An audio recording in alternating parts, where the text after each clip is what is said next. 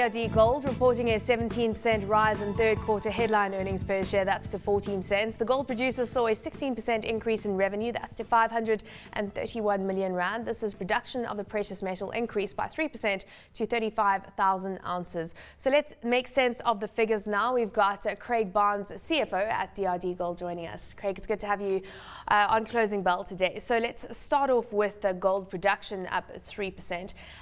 How credible is this figure given, of course, what's taking place on the cost side of the equation? Were you happy with the numbers that came through?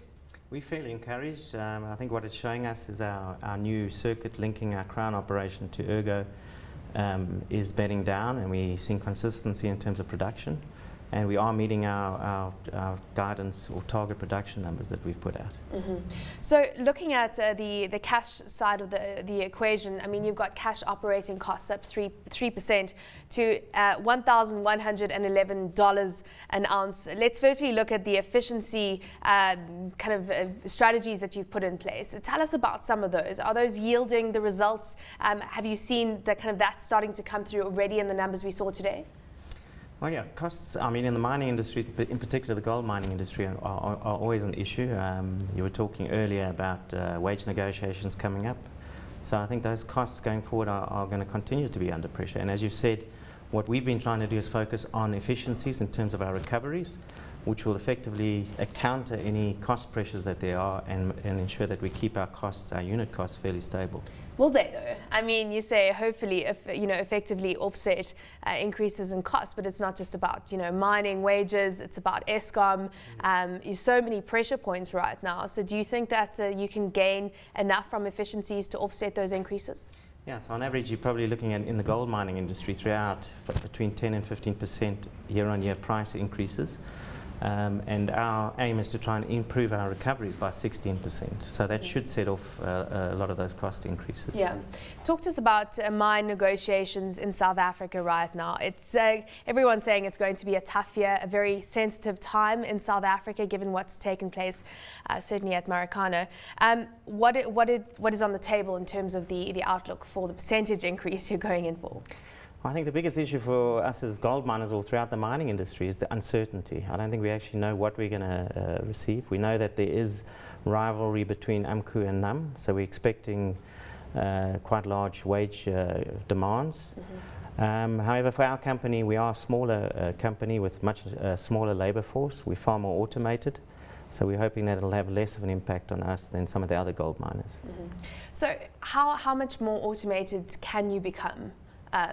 Very simple question, but how much less reliant can you become on labour in South Africa?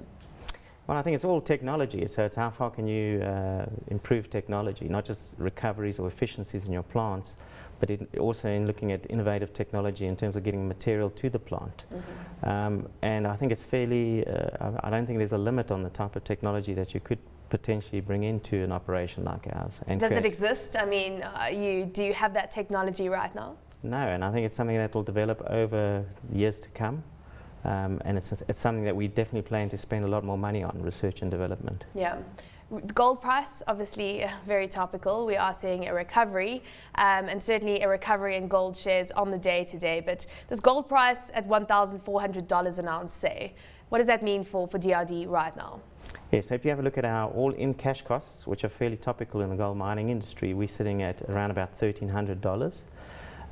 Now, those all-in costs include capital. What we're going to see now with this project that we're completing over the next couple of quarters, that those costs will come down further. So we believe we'll have one of the lowest all-in cash costs in the industry.